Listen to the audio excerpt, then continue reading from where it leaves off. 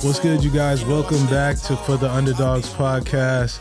Today, I'm super grateful to have one of my good friends in the studio today, Billy Davis. Me and Billy have known each other, man, what's it been? Like 10 years. 10 years plus now. And we were teammates at ASU. And now he has transitioned into being the founder of his own sports agency, Family of Athletes, which is super dope to see him in that space.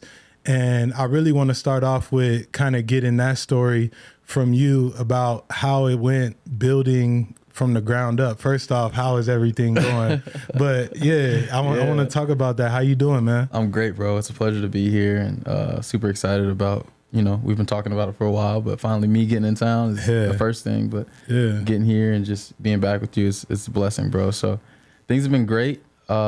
Lately, obviously, I've been doing the sports agency stuff, kind of venturing into some other things as well. But just being an ex-athlete, man, like you try to figure out how to help as many guys as possible. There's a lot of ways to do it, but I just figure, hey, like if guys can trust me with some of the things that I went through, then I can help kind of prepare their future for the right way. So I think that's special because, like you said, being an ex-athlete, that transition happened for you fast, like straight out of college. And, I remember you going through the process of kind of figuring out where you wanted to be and what you wanted to do. And we all go through that at some phase of life, but it hit you early.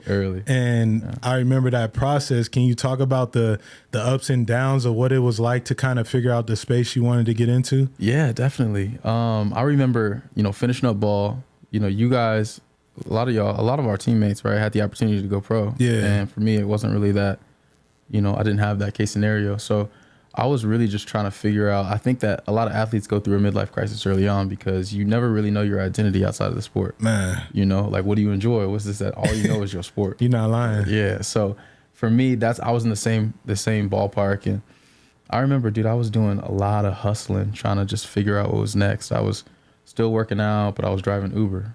Right. Starting at 6 a.m., picking up people from the airport, dropping them off, doing all those things. And then going into, I remember I drove a lady out here in Arizona who ended up hiring me to be an accountant. To do sales and use tax. And I'd never done that in my life. So just learning a bunch of acquired traits and skills kind of like brought me back to this, realm that I could kind of take what I've learned outside of being an athlete to being a professional and kind of help as many as people possible. But yeah, I went through a lot of trials and tribulations in terms of figuring out who I was as a person, because as you know, when you stop playing ball, then you just trying to figure out, okay, what's next? Man, that identity piece is crucial because I've said it before, a lot of guys have the perception that, the sport is who they are. And, it took me some time to figure out that the sport is just what you do. It's not who you are. Like when that thing ends, when that game ends, you have to have something to fall back on. And if you don't have an occupation or an avenue to go in, it's got to be yourself. Who are you at your core? And athletes struggle with that. That's just the truth about it. I think that it's hard to not be in that space because you have to be so engaged in your sport to be great at it and get to the professional level. But I think that if we have these conversations more about, being your own person outside of your sport, it'll start to quickly churn over, For sure. It's crazy that you say that because I have a guy that, he's a family actually, and that is going through kind of that right now with his sport. He knows that there might not be a chance where he goes pro. And so literally last night we were on the phone and we were just talking and I was like, bro, like some things that I could recommend for you is like figuring out your hobbies outside of playing. Like when you're at practice, when you're doing this, that, and the other, you go home at night, you might get on the game with your boys, but you don't really think about what you enjoy. You know what I'm saying? I think a lot of us get in that point. Oh, for sure. I heard so many old heads telling me, hey man, figure it out early. And I'm just like, I'm good. Like you old. Like, you know what I'm saying? Like, and that's the thing, bro. That's the thing is like, when we're younger and when we're guys going through it, we often feel like you don't know what I'm going through. Whether it be father figures, whether it be uncles, whoever's helping us or kind of in our ear as a manly figure. For sure. They always tell us things and we were just kind of like, bro, you don't know what I'm going through. Like, you don't know how my body feels. You don't know, I'm straight or nah, I got this or, blah, blah, blah. The only thing that I tell people that they could never interfere with is love life, right? So like when clients or friends or family ask me about people that their significant others, that and the other, like, bro, like, whatever y'all got going on, y'all got going on. Yeah. Don't involve me in that because I don't know how much you love that person. Yeah. I don't know what they've done for you behind closed doors. For sure. So that's the only thing that I'll always stay away from. But everything else, dude, I feel like it's comprehensive now. Like people and clients and, you know, everyone comes to me about personal problems. Mm-hmm. Now I find myself not even being able to deal with my own stress because I'm dealing with so many other people's. Man, that's a big piece as well, especially being an agent. Like being an agent is 24/7. Like you never get to turn it off because I know from experience, I would call my agent for everything. Like regardless of if it's sports related or not, I'm calling my agent to figure it out. You know, lost a package, I'm calling my agent. Like he has no idea. But I was thinking about this the other day when, you know, I was thinking about our episode and like, the transition that you have to have in order to be there for yourself. Mm-hmm. You know what I'm saying? Mm-hmm. Like you're there for so many of these guys that are going through these huge pieces of their lives. Mm-hmm. In the grand scheme of things, it's a small piece, but right now it's a big thing to them. Right.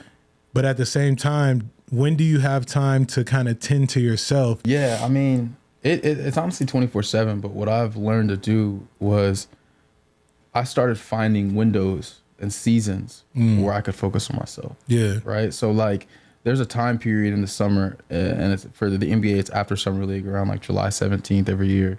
And it goes all the way through, you know, guys on the NFL side in preseason. Right. Because during that time frame, nobody's really doing anything. Yeah. So that's when I literally isolate to recharge. Okay. You know, like I'm taking trips to Europe. Yeah. I'm doing things that like make me happy. And people can call me and say, oh, like, the last 2 weeks you've been on the go. I'm like, bro, I'm just doing what I want to do. Yeah, you know what I mean. As you Nothing should. else matters. As you should. Like, and so, within that time frame, that's when I kind of get that chance to just be me. Mm-hmm. But I often find myself sometimes that I overwork my mental so much that, you know, there's pockets where I don't want to speak to anybody, and it's not that. You know, I do feel like some of the people that love me the most and that are closest to me sometimes look at me and they're like, you know, I just want to talk about my day. And I'm like, bro, I don't want to talk about mine. Yeah. You know, like, and it's not because I don't want to talk to you. It's not because I don't love you, none of that. It's just because like I'm dealing with so much right now that I really don't even have time to process my own stuff, you know? So I don't think that a lot of athletes kind of realize that about their agent. Oh yeah. You know what absolutely. I mean? Like, it's because you're in your world. So you're like, bro, everything I got going on is important. Yeah. You know, like, and I would drop, you know, if I'm doing XYZ with my family, then 90% of the time, if one of my clients call me and say, I need this, and I would drop what I'm doing and take care of that. And it does affect your personal life. That's tough. Yeah, it's really tough. Yeah. But, you know, I've learned to be good at multitasking. So. Yeah. Oh, that's a good key of being good at multitasking. Like you said, a lot of guys expect so much out of their agent. Yeah. And, I mean, it says a lot about you that you're in that role. And I didn't say it, but I am proud of you. I want to give you your flowers. Thank you, because of what you've built from the ground up. And I know it's only a glimpse of where you're at right now. And this thing is going to, you know, take off and go to another level. So I do want to give you your flowers on that. Thank you, bro. I want to ask you, what's the dynamic like between you and your players? You know, so you're a younger guy. So a lot of those guys probably see you as they friend or bro, you know what I'm saying? And I know you travel around, go to practices with them and workouts with them, which is, I think is great from agent to athlete perspective, because I wish my agent was in there grinding with me, you know, like it'd give me a whole different respect. Like, we need this deal. You know what I'm saying? Like, what's the dynamic like for you with the athletes, and how hard is it to have the agent cap, but also be who I am, who you are with them? Yeah. So it's actually funny that you say that, man. Like, I definitely feel like, you know, with my age and where I'm at in life, I'm more big bro. Yeah. But I pride myself most on like the relationships that I built with teams, right? Like a lot of people don't really know that, you know, majority of agents what they have to overcome is their reputation with teams. Man, your name is everything. Everything, bro. Yeah. So like how you're operating with people that are in front offices is very, very important. Yeah. The player aspect, I'm cool. You know, like I played, I done it, I've been around, like everything that they've done, y'all have done, I did. You know what I'm saying? Sure. So like usually when I can hear, when I'm, whether I'm recruiting or whether I'm dealing with somebody who we're building a relationship, I can hear in your tone of voice how you are. Yeah. You know what I'm saying? Because Yeah. I've been in the locker room. Listen. You know what I mean? You know, so you don't gotta lie. You know? Yeah. And when I start talking to them about things that, you know, I know that's going on behind closed doors, or I know what's happening, or I could hear, you know, anxiety or, you know, some type of depression within their voice, I come to them as a human being, not as an agent. That's important. You know what I'm saying? Like, Yeah. yo, listen, like I might call them every single day, like, yo, this team's saying this saying this, and there's a professional balance, but when it's time to flip and switch, it's like, yo, let me holler at you real quick. You know? I think that's important that you are able to go to them as a person, Yeah. especially dealing with the, like you said, the anxiety and depression around the sport and what that can bring on an athlete. Like, It's that, deep. bro, You went through it. Yeah, absolutely. and my agent was straight business, you know? So I didn't have that. Who'd you cope with? Like, Oh, man. You know, my wife, coped with my wife, but sometimes you don't want to put that on your partner, your professional business. You know what I'm saying? So, man, it was really the guys that I grew up with and my peers that, you know, I had like one or two guys, Juwan James and Billy Turner, that I could really talk to about what I was going through, you know, like, but the guys I grew up with, my best friend Patty, like, knows me from the jump. So it was like, that's the person I'm talking to in order to get some perspective. And he used to bring me back down to who I am. And I think it was so important. Like, I'm blessed that I have a friend that knows me prior to success of ball and can always speak that life into me if I need it. You know what I'm saying? I think a lot of guys lack that. For sure. Like, they have these friends aren't speaking life into you from a personal standpoint. You know what I'm saying? So those were the people that I really went to. And then, you know, I've said it before, I worked with a sports psychologist. Like, I had to. Yeah. It was the only way for me to turn that switch off and really kind of, my whole goal with him was get lost in the game. Like, bro, in college ball, I didn't worry about someone beating me or I never had that fear. That and anxiety, then I get to the league and that's real. You know what I'm saying? Like, coming at you. So I had to work with a sports psychologist. But you saying that really, really resonates with me. Why? What did it take for you to get there in terms of like dropping that ego and that pride? Because I feel like a lot of guys, it's more just like, I don't need to see a therapist, bro. Like, I'm good. I got it. Yeah. But deep down, they're really burning up inside.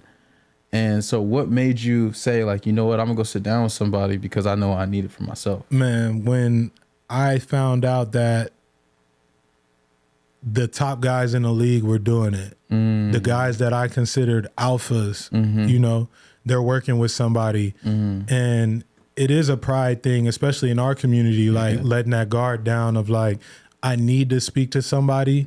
And I went through multiple therapists before finding the right person, you know what I'm saying? But it was just when I found out that other guys were doing it and they were having success, I'm like, I need to try it.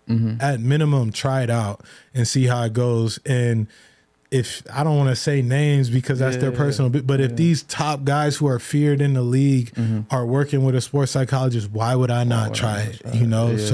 And he helped me just not even, I mean, obviously on the field, he helped me tremendously, but in my personal life, oh man, the jump from year 1 to year 2 working with him was, it was crazy. And I'm so grateful that I let that guard down to work with him, you know? So yeah, I would say that. And that's something that a lot of athletes need to kind of dip into if they are experiencing that. Because teams offer it, right? Like teams do offer it, but also you want to be a little bit distant from that because there's like this unspoken code in the league. I'm sure in the NBA, whatever league you're in, like, I feel like it's always better to go outside of the organization to get help on things like that. And I don't know if they use it against you. I'm not sure. I'm not the right one to speak on that. But hey, I feel like it's better to go that route and explore things outside the building. Yeah, no, it's true, man. I see it so much. Like all the guys that I work with, and everybody has different personalities. Yeah, there's some guys that, you know, I laugh about this, but there's some guys that think they're the hardest workers, and you know, I have another client who doesn't even think that about himself, but he works 10 times harder than that person. Yeah. You know, and I see it and I'm like, sometimes the proof's in the pudding, bro. Yeah. You know what I'm saying? You tell yourself like, oh, I'm doing this, I'm doing this, I'm doing this, but I see it verbatim how this person's doing this. I was watching a podcast with Will Smith. Yeah. A couple days ago, and he was talking about how the difference between a great athlete or a great professional is compared to a good professional. And he was like, that's just like in classwork, like there's you know, Chronicle B students, and there's guys that, or females, whatever it may be, that are Chronicle A students, right? Absolutely. And all these Chronicle B students might say, dude, I can get A's if I wanted to, but he was like, no, you can't do that, because in order to do that, you have to change the habits that you don't even feel like are projecting any kind of, you know, authentication to get this A. You know what I'm saying? They're sitting there like, oh, this B got me, blah, blah, blah. But now you got to change your sleeping habits, your eating habits, your diet program, your sacrifice your a friends. Lot. Yeah. You know what I'm saying? There's a lot of things you got to sacrifice to be an A. And that's the same thing with professionalism. Like there's guys that say they work hard, that do this, that, and the other. But you might work hard, but you might go out that night. You know? So it's like if this guy, if y'all did the same thing, and he went home and took care of his body, prioritizing the right things, you know what I'm saying? Absolutely. Y'all worked on the same thing, but this guy now has a little edge because he's taking care of what he needs to. For sure. Yeah, that's a good point. I was gonna ask you, kind of leading into that, what is the difference that you see? You played football, you've been around a lot of football, and you work with a lot of NBA players, football as well, but majority NBA players. What is the difference in that, what you see in those traits? Because let's just call it what it is. NBA players are a lot different than NFL guys. That's just as well as every other sport. But those are two heavyweights, in my opinion, and how different they are. For sure. What would you say mentally, and then as well as just, you know, life? I think basketball players are more patient. Like, and I think that the reason that they kind of, you know, patient as just in life. Okay. Like I feel like, you know, at an early age, they're taught X, Y, and Z. They might be 14 years old and saying, hey, you're going to go to the league. Right. So now they might have relationships that are captivated that a sophomore in college as a football player would have, right? Like an agent coming to them and saying, or a manager or a financial guy, blah, blah, blah, at the age of 14.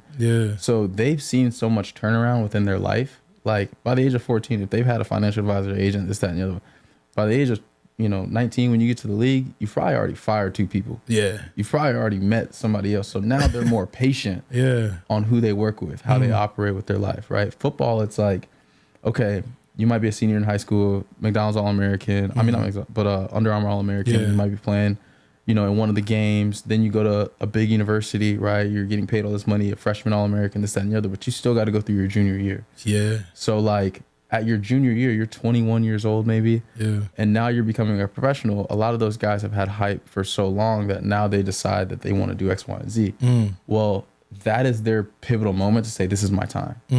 I'm a junior now. I'm ready to go to the league. I'm ready right now. I don't care about, you know, what happens in 3 or 4 years. I don't care about this, that, and the other. I want everything right now. And so when I deal with football guys, like a lot of their affirmation comes like, I need it now. Not like. I wonder if, just thinking about that, I wonder if, because in football, you're only allotted so many opportunities to make it happen. Like, if we're talking in terms of NBA to NFL 17 games, NBA 82 games. Like, I wonder if NFL guys press because during the season, that's what it is. Like, you lose 2-3 games in a season, it starts to get a little bleak, you know, as opposed to NBA, you lose 3 games, everyone's like, whatever it is, what it is. And this is a football term. It's a game of inches. Right? Unless you play the sport, you really don't know what that means. You know what I'm saying? But Every blade counts. Every blade. Put one bad rep on film, like that might be your recruiting offer. Absolutely. That might be your job. Yeah. You know what I'm saying? Yeah. Like that one false step on this 3 shade, now my quarterback's getting hit. Yeah. My quarterback's hurt. I'm cut. Man. Listen, bro, the smallest thing in the league, bro, can turn it all down. It could be bad after that. Yeah. In basketball, it's like, okay, this dude went 1 for 12 today. Yeah. Let's see what he does next game. You know what I mean? Okay, this dude went 2 for 13. He turned it up a little bit. Let's give him another opportunity, right? Yeah. Because there is so many repetitive. And then, as you know, just as much as football, basketball, there's kind of more leeway with opportunities, because the hardest thing for me as an agent dealing with the NFL and the NBA is that at some point with NFL players, you got to tell them, like, you're done. Yeah. Like, let's figure out what's next. Absolutely. And it might be, you could be a Super Bowl champion, then you could be done the next year. Literally. Yeah. After the game. Seen it. Seen it, bro. It's a trip. And I think for me, it was so crucial for me to be able to say, I don't want to go back and play this next year. Yeah. You know what I'm saying? Was I ready for that at the moment? Hell no. Yeah. I was not ready to do that. But it was this pride piece that I had to let go of like my production, the way my body's starting to feel after these games, like it's taking me longer to recover. Yeah. I don't enjoy walking into the building the way I used to. I don't enjoy being evaluated anymore. Like it's time, you know, and I cut that cord real quick.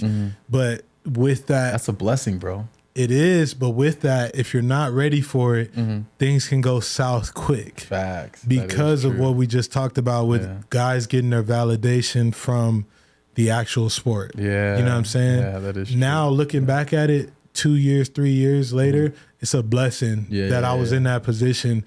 But it took a lot of work and it was scary for a long time. You know what I'm saying? To be like, all right, I'm good without the game. You know what I'm saying? Yeah, and I piggyback off that because I know there's people out there or players out there that were in your position that couldn't. Oh, for sure. They're like, bro, I need 2 more years. Yeah. You know what I'm saying? Like I can't leave yet. Absolutely. With basketball, it's different because if an NBA team isn't calling, then you could still go to Europe. You can go to Europe. And make a bag. Oh man, it's ridiculous. Okay, tell me, because I need to know. Overseas, you can retire off overseas for sure. Yeah, yeah. I mean, there was a poll that came out a couple of days ago where they talked about some of the highest paid earners in Europe. Yeah, and like you got guys making like $3 million a year, bro. And remember, that's after taxes. Yeah. Right? Because they equivalate the taxes within their offer. Right. Right? So like if you play in the CBA, they might tell you, oh, you're going to make $1 million before taxes. After taxes, you're going to bring home $650. So usually they'll tell us as the agent, we'll pay them $650 net. Yeah. Right? Like, but his contract on paper, it might say 1.1 million. Right. You know, but they're bringing that home. And so what sucks is the conversion rate when you know, sending money back to the States and stuff like that. Obviously, the States try to get their shit off. But guys making $3 million overseas, living in Milan, Italy, eating pasta. What? Monaco. Watch soccer. I'm gonna go watch this game. Yeah, it's beautiful. It's a beautiful thing. Yeah. What kind of? I want to ask you, what kind of like satisfaction does it bring to you when you see one of your athletes do well? You know, especially given the work that you see them put in, and when you know a guy really has grinded for his opportunity, what kind of satisfaction does that bring for you as the agent being on the other side of it? Man, all my clients can testify to this. I watch every game. Yeah. I'm talking about G League. Like agents aren't sitting there like typing in the G League, pulling that shit up. Like I watch everything. So like all my clients, like I know you, bro.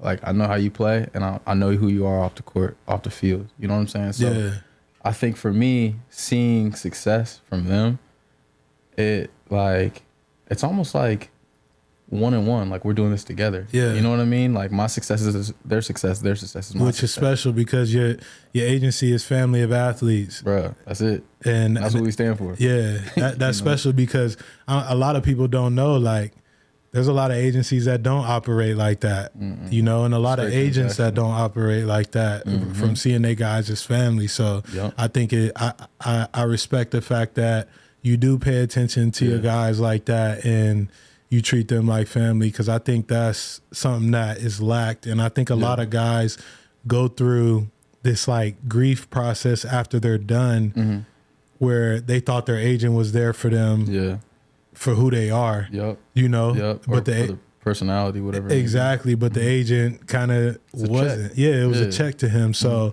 that's special. Keep being that person, because that's going to pay off in the long run when, like you say, your name is everything. For sure. You know what I'm saying? So you have to uphold that standard. And you know, I don't want to discredit agents, because I know that agents are going to be hearing this. So like, I understand that, you know, at some point it becomes a transaction. Just like when you're in a relationship, bro, like when you've been heartbroken so many times and you gave your heart to your significant other, whoever it may be. For sure. And they leave you for something maybe out of your control or something that they think that you didn't do, or, you know, you're doing everything that you can. It does feel like a null. Yeah. Now the guys are like, okay, I don't care anything about this dude. I'm going to represent him, get paid, and dip. Yeah. And guys that have been doing it for 20, 30 years, I get why it becomes transactional. Yeah. But for me, it's like, bro, if you never make yourself vulnerable, then like, who are you as a human being? Now you're just a cold shoulder to lean on. You know? And I never want to be that. Like right now, I don't have kids. Yeah. You know, eventually that's my goal. I want to do that very, very soon. Yeah. I'm letting God kind of control that for me. But absolutely. Right now, like all these clients are like my little bros. Yeah. And if I can help you with anything, like there's stories that I could tell you right now of stuff that happened that you'd be like, yeah. Oh, I already know. I know how it goes, you know? I've seen a lot, bro. Yeah. I've seen a lot. I've been through a lot though, so it doesn't really faze me, but I'm thinking more just like, you know, grateful to be in this position, and also grateful for the guys that believe in me too. So that shit's deep. Hell yeah, that's a big piece, the guys that believe in you. So I want to ask you, dealing with players and contracts and things like that, sometimes those things can come down to the wire. I want to ask you about that process and what's been something that has been either tough or, you know, you crunch something at the last second. What is that process like dealing with contracts? It's tough. It's tough because, you know, agents are, realistically, we're just consultants between the team and the player, right? So like, we find the players want, we try to fill that void of what a team needs with what the player wants, right? So it's tough. Sometimes like wants and expectations are ridiculous. Yeah. You know what I mean? And it's like, that's not tangible right now. At some point it will be, but right now it's not tangible. So there have been a few situations where I've been put in like a pickle to try to make a decision like within 24 to 48 hours to make sure that guys are, you know, where they need to be at.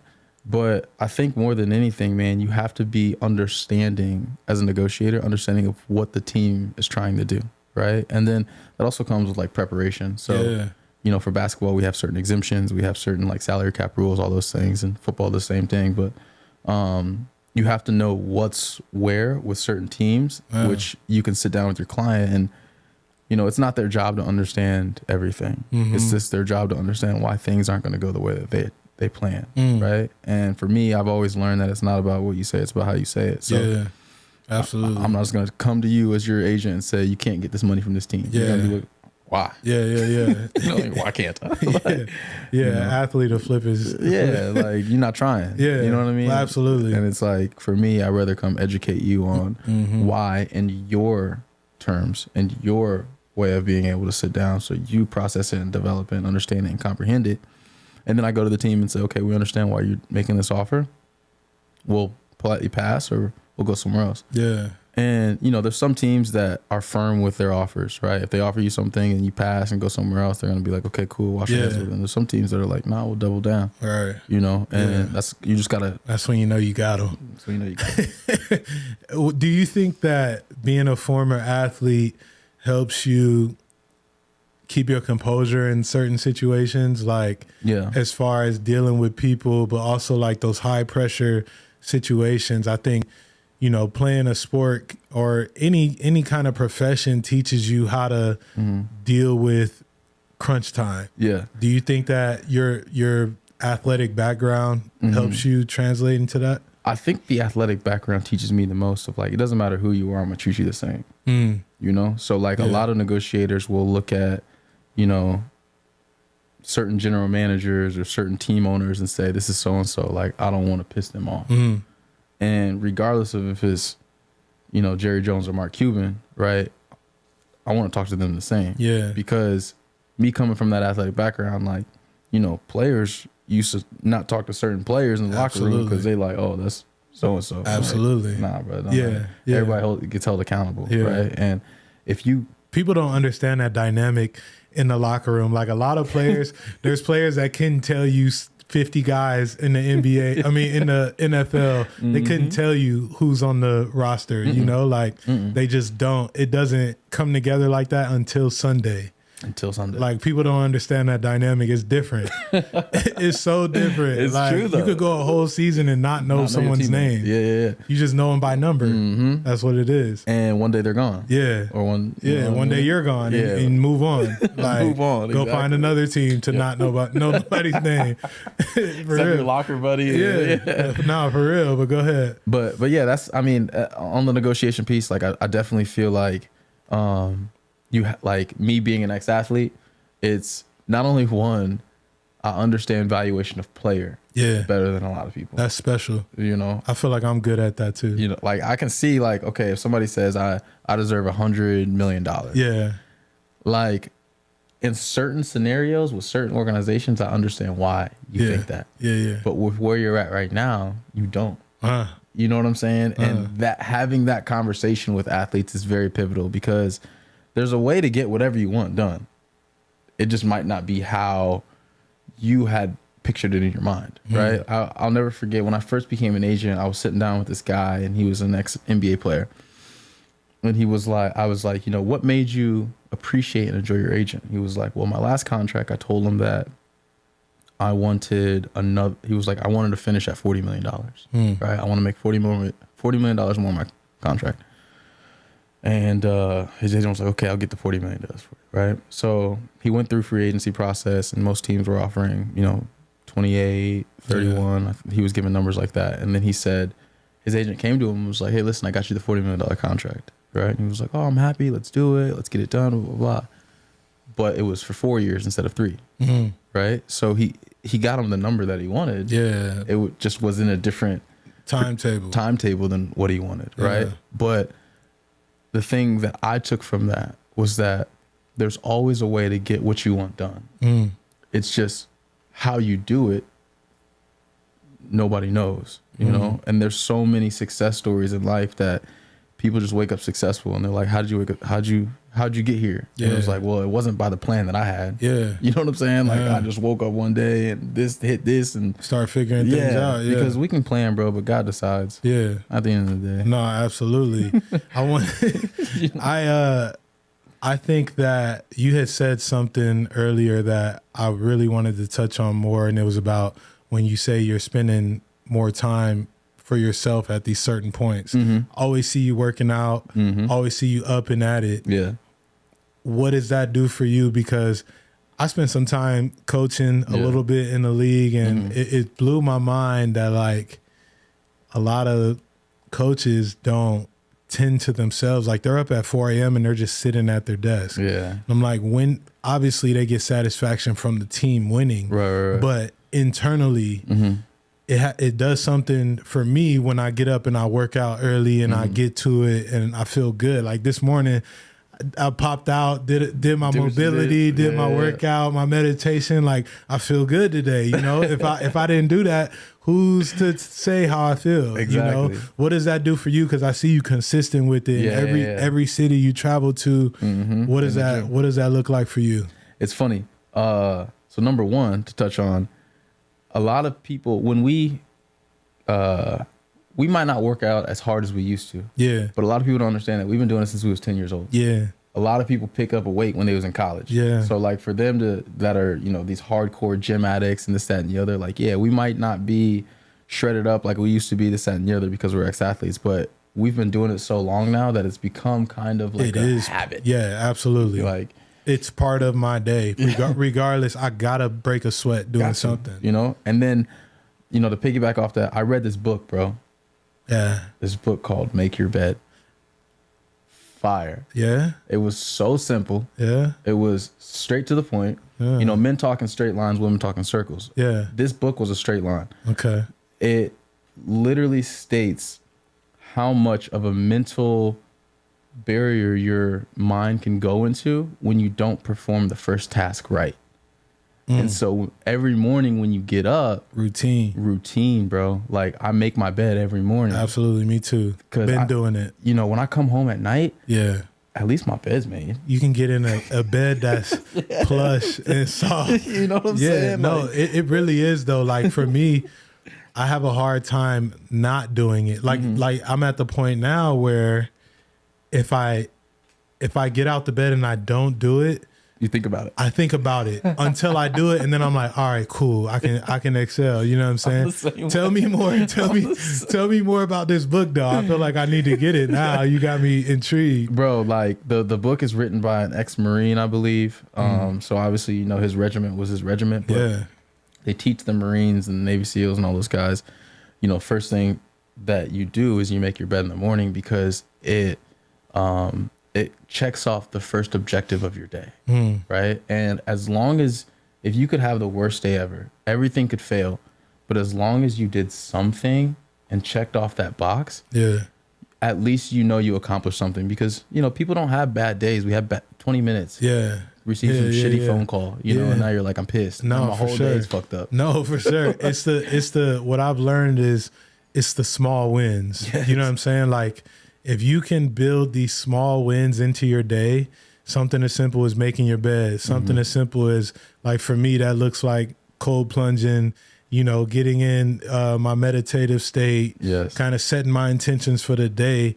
That's what it looks like for me. And that's a small win. Every day that I do that thing, I'm expecting my day to go a certain way because I've set it up that way, you know? And if it doesn't, at least you accomplish the little things. Absolutely. First, you know, and that's what working out has done for me. Like, you know, I've gotten to the point where sometimes, you know, getting in the gym by myself, I don't have as good of a workout because I don't want to be there. Yeah. You know, it's habit that I get there and do something, but I don't want to be there. So I've been training with a trainer, and that makes a difference. That is now my therapy. Yeah. Because I go in there, I have no mental notion or mental plan of what's happening with us, but I completely lose focus on what's happening without my day. You know, so I forget about the phone calls. That's your you time. That's my me time. Yeah. And all I'm doing is what he tells me to do next. And sometimes, like, I feel like we need to live our life like that if we're faith believers, just that and the other. Like, we try to plan all these things, and God says, let me help guide you, walk by faith. And when I'm with my trainer, he's like, okay, this is what we're doing. And I'm just like, all right. Yeah. You know, like, I'm not thinking about my day. I'm not thinking about what's bad, what's good. I'm just in that moment. And that's like, you know, to go back to how I kind of like get to myself, you know, even when you're by yourself. Like this morning I worked out, I'm out here in Scottsdale, and I went to the gym, and the whole time I'm, you know, going through the rower, doing jump ropes, this, that, and the other, I'm thinking about the things that I have to do today. What you're doing, yeah. I'm thinking about the text messages and the phone calls that are coming in. And, you know, when I'm with him, it's just like, hey, Billy, this is what we're working on today. Being present. Yeah, I'm just present in the moment, bro. Yeah. You know? I think that's important. I think we live in this time now where these cell phones they bring so much added weight, you know? So when you do get that hour to just be present with your trainer and focus on you, it's therapeutic. You know what I'm saying? That is your therapy at the end of the day. I think that you got to keep doing stuff like that, because I notice a difference when I put my phone down and I go do something and I'm like not grabbing at it, you know, like it makes a difference, bro. And one thing that I really appreciate too and respect is, like, if the world's turning upside down and one of my athletes call me and I'm working out, like, they know that it's like ritual for me. So They like respect that. Yeah, if I hit them back like, my bad, I wasn't a workout, they'd be like, no, you good, but can we handle this? You know what I'm saying? So like, you know, some guys will be like, no, you can't be, you know, whoop de whoop, like this is going on, I just got waived or blah blah blah. It's like, my bad, bro. I was getting some me time in. You feel me? But what you need, I got you. Yeah. You know, like, so that's very. I'm appreciative of that for sure. Absolutely. Talk to me about the new age athlete, because they are different.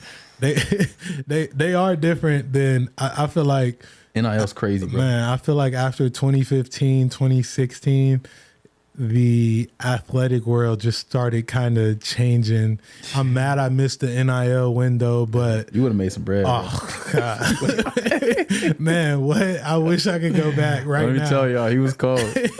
I wish I could go back right now and redo that, bro. That would have changed the whole college experience for myself and the others around. You know what I'm saying? Like, but talk to me about the new age athlete in this space of. There's NIL, there's guys making a certain amount of money and some guys aren't making money. Yeah. There's the mental aspect of like how you have to deal with a player now as opposed to like us back in the day. It was like coaches are talking how they're talking, you know, agents talking how they talking. Like it's so different now. How do you adapt when you came up under that old phase? How do you adapt to that and tell me what it's like to kind of balance your athlete's mental mindset from day to day? I think the hardest part, man, like obviously athletes are changing and they're learning about the money. Yeah. But I think it's the people around them, bro. I think it's the family members, the parents. Like they're just like, you know, maybe they're living the dream that through their child. Yeah. And so they're also seeing a lot of that. Dollar signs, they're also seeing money. So there's now becoming expectations of like, how are you going to take care of me? Yeah. And it's like, you're not the athlete. Yeah. But I get you're a big portion of where they are and breeding their success, but like also let them get to the point to where they can be comfortable. Yeah. And like, if they do it right, then you don't have to worry again. Exactly. But when you're pressuring them in this phase of the small notions and small wins that they have, now it just becomes transactional. So I think that the newer age athletes, especially in basketball, because these guys are getting paid so early now. Yeah. Football, I completely see it as well. Like it's becoming more of a transactional business in the portal and you know, throughout college. But I think, you know, most of the guys now are getting too hype over social media, and some of them are cold. They're tough. Yeah, they're good players, but some of them it's really just a PR stunt. Yeah, you know, which is a good marketing tactic, right? You can make a lot of money based upon the content and based upon the things that you're putting out there. But the eye in the sky doesn't lie. Never, bro. Once we get the film, them highlights are tough. Yeah. But the eye in the sky doesn't lie. Yeah, so I think that's kind of the difference between when we're playing and when they're playing. Like for us, it was just like, you got to go through it, bro. The shit sucks. You hurting. Your body's tired. Yeah. Like you're really battling to get to the next level. For sure. Because our loot checks weren't that much, bro. Oh no, and there was some months that loot check did not come through. But I don't know who I need to talk to about that. But there was some months that them checks did not come through, bro. Yeah, they need to run that back. Yeah, I need that. I need that. No, facts. But now it's like they don't even know what a loot check is. I'll talk to one of my clients about like a scholarship check or whatever, and they're like, oh no, I already did my stuff for the portal. Like I got my 20,000. I don't think I saw 20K in college. What? Man, I don't think I saw that in college. What would we have done with that kind of money? Bro, first off, you wouldn't have been living over there on Apache. I wouldn't have been living there. Yes, I wouldn't have been living there, and I wouldn't have been eating PB&J's every day. Just PB&J's and trail mix to every gain day, some weight. Bro, yeah. I would have been eating some sort of steak and eggs. You know what I'm saying?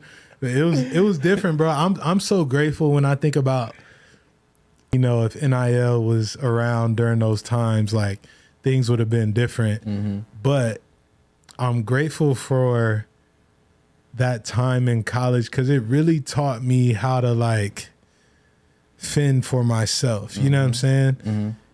Call it what it is. Like there were times that we didn't get paid. Mm-hmm. You know what I'm saying? Yeah. Like And if we did get paid, it wasn't a whole bunch, or it wasn't what we were extra. supposed to get. Like we're all heading to a restaurant and putting our money together and eating off of, you know what I'm saying? Like, but that's what made the relationships better. That's why I'm saying I'm grateful for that, because I imagine it's so different now. Guys are able to do their own thing. Like, I wasn't catching a flight to go anywhere in college. No. If I was going somewhere, it was by car. Yeah, and going home. Yeah, and it was home. You know what I'm saying? Somewhere where things were free. Like, that was the realistic, you know, expectations for me. So you were committing to schools. You think about that as a recruit. You were committing to schools based upon, number one, you can enjoy your life at school, and number two, you could get home if you needed to. Absolutely. For me, I was committed to Utah for the longest time. I didn't know that. Yeah, I was committed to Utah for the longest time, and I decommitted probably 2 weeks before signing day because that reality hit to me of like, Utah from California is probably 8-9 hour drive. I think longer than that, you know? Yeah. I was like, man, I want to go somewhere where the fam can come see me play. I can go play in LA as well. At the time, Utah was not in the Pac-12, and they were in the Mountain West. They weren't playing the UCLA and USCs and Cal. They weren't. I'm like, man, I'm thinking about it long and hard. And I ruffled some feathers when I decommitted too. Really? Like, oh man, it was bad. Shout out to my before signing day. Oh man, shout out to my high school coach, because I handed him the phone like, you take it. Please do this. Like, after I said, yo, I'm not coming there, it got ugly. But that was a decision that I had to make for me, and it worked out. It worked out. You know, like, I'm not complaining. Like, bro, we were winning at ASU. I met a lot of great people here. Did you know Carl and TK and all those guys before? I had heard of Yantre and Carl and all of those guys because they were in California as well. But I met TK my first day here at ASU, you know, and so y'all became like best friends. Man, that's my dog, you know, and he's killing it. Shout out to TK. Yeah. He's killing it. But yeah, man, our college experience, I'm grateful for it, but damn, I wish that NIL thing was around back then. We would have been at the W6. Something.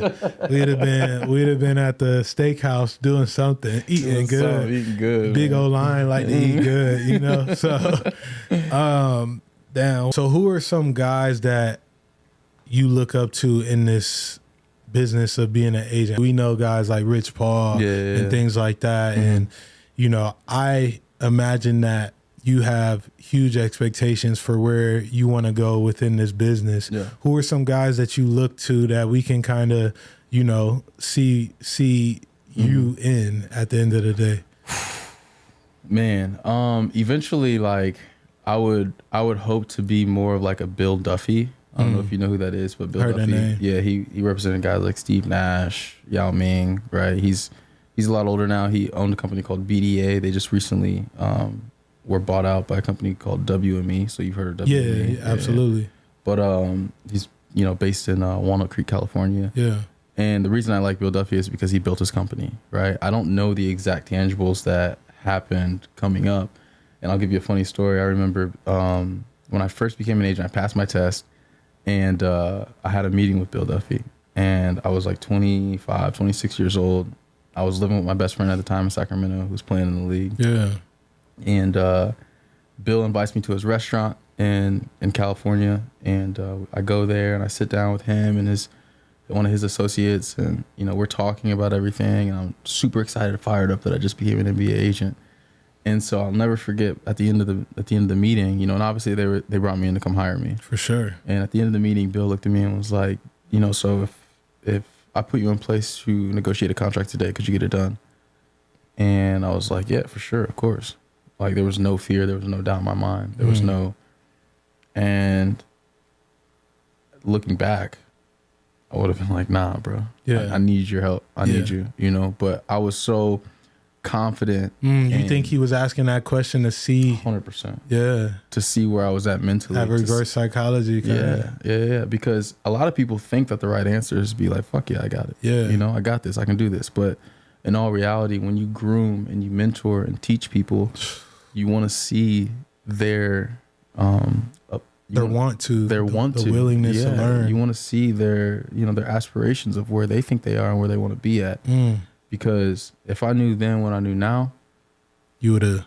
Well, I would have been like, listen, like I think that I could, put some pieces together, but I don't think that I could do it. Yeah. Not saying that I'm not a good enough person, not saying that I'm not a great agent, but like I need help. No, I'm capable, but I would love to see 100%. I would love help doing this, and I think that at that point he probably would have been like, okay, cool. He probably would offer me a job. I probably would have, who knows if I'd be working for them or having my own firm now, but everything happens for a reason. I'm grateful. Absolutely. I was just going to say that's part of your story. For sure. Like great, but that's one thing that I've never forgotten. And that was 5 or 6 years ago. You know what I'm saying? So yeah, man, that's crazy to think about in the grand scheme of things. And it says a lot about you that you have reflected on that conversation and it's brought you to this point, because I think that's playing a role in where you are today, and you being humble and being able to initiate your own thing.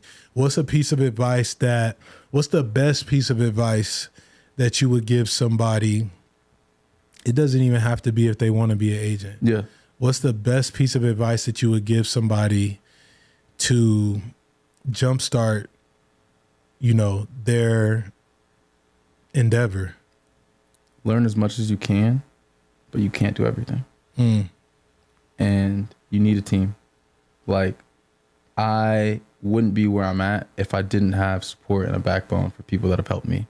Right. And that's comprehensively. Now don't get me wrong. Like, I'm going to pat myself on the back. I've done a really good job. Yeah. Like, I've done some really good things, and that's a huge piece, patting yourself on the back when you have felt that. Yeah. We got to be better about that. For sure. Like, I feel like I've done a really, really good job. All the clients that I work with, like, I've taken guys that weren't supposed to be in the NBA and put them in the NBA. Yeah. And they'll attest to that. Right. But I think for me, it's making sure that people understand that, like, you can't do everything. Yeah. And, like, you don't have to be a one-man show, and that it's okay to trust people. And if you get burnt, it's okay, bro. Like, because that's gonna happen. Getting burnt is part of the figuring out things. That's part of it. It's part of it. If you're 1 foot in and 1 foot out and you get burnt, you're gonna be more upset than being 2 feet in and getting burnt, because at least when you're 1 foot in, 1 foot out, you don't know what you should have changed. You don't know what you could have gotten better, because you weren't all in anyway. Yeah. You were just like, I'm gonna see what this person can do.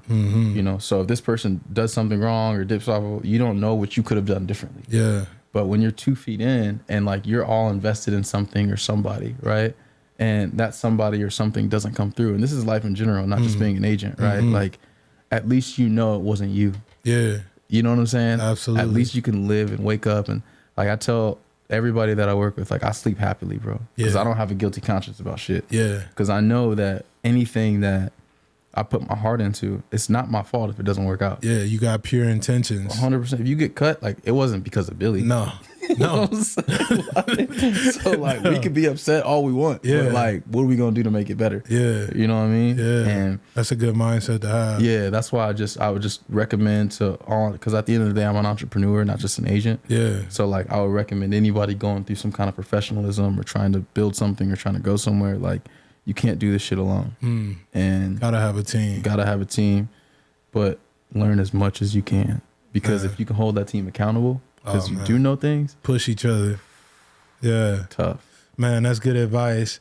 I appreciate you coming through, bro. I said earlier, I'm proud of you, bro. I think that it says, appreciate that. It says a lot about you, of where you've come from and building what you're, we know that this thing is going to be bigger than what it is right now. Facts. And so I'm appreciative of you, bro. And I'm excited to see where the rest of your journey goes. Thank you, man. I appreciate you having me, and I'm proud of you too, bro. You came a long way, and let's just keep going. We'll do this in a year from now. It's going to be like, what? Come on, man. Appreciate you, dog. Yeah. Appreciate you guys listening to this episode of For the Underdogs podcast. Tap in with my guy, Billy Davis. Remember to like, subscribe, share, download, all those good things, and I'll see you guys soon. Yeah. Yeah, for the underdogs, I'm an underdog. I've been through it all. I could never fall.